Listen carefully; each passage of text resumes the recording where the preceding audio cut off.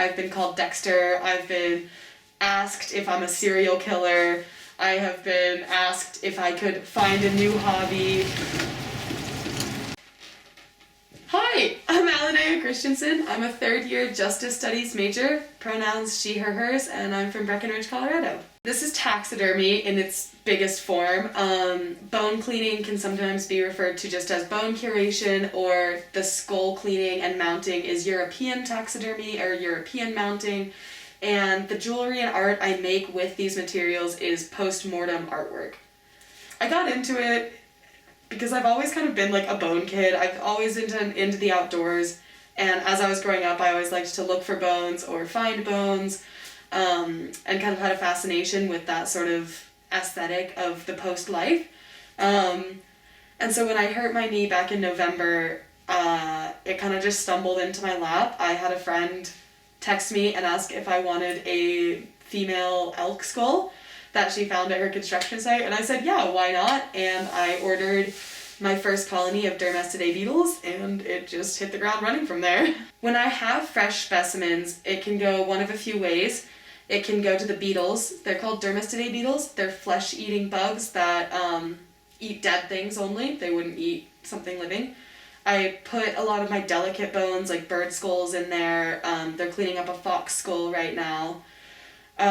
Otherwise, if it's sort of not as fresh, I'll boil it down. I have an outdoor boiler and like one of those turkey fryers, and I let it boil down outside. Or if I'm not stripping the flesh at all and I'm going to be mummifying the animal, like I did with my bird earrings, those are mummified feet, I start the embalming process and I lock them in a salt box for a while. So yeah, and then once they've been defleshed, which can happen through any of those processes, they again have to go through another boiling, and then I get ammonia to bleach them and send them that process for a few days. Sometimes I'll sun bleach, just leave them outside for a few weeks, or you can even bury your animals and just like leave them for a season. They'll come out looking a lot more like this one, where it's a little more like earth torn. I will not taxidermy anything that hasn't died organically. So I'm an ethical taxidermist, so all of my specimens have died on their own. We as a culture need to be more okay with death. So it's not something that we're so in denial about.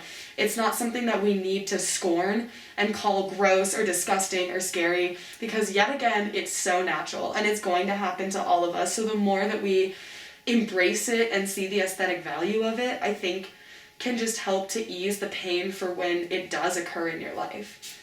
There's obviously a lot of cultures around the world that will use animal remains as body decoration, jewelry, clothing, material. It can be ritualistic, it can be religious, and it is more normalized around other places of the world. There's a Tibetan culture that literally digs up their mummified loved ones and will have a meal with them, right? And there are other cultures that will, skin an animal as a community and eat it. And you look at our primal ancestry, it's just embedded in our DNA somehow. But really, yeah, I think you have to it's something that you can't really skirt around. Like, there's no way to dip your toe into the world of death.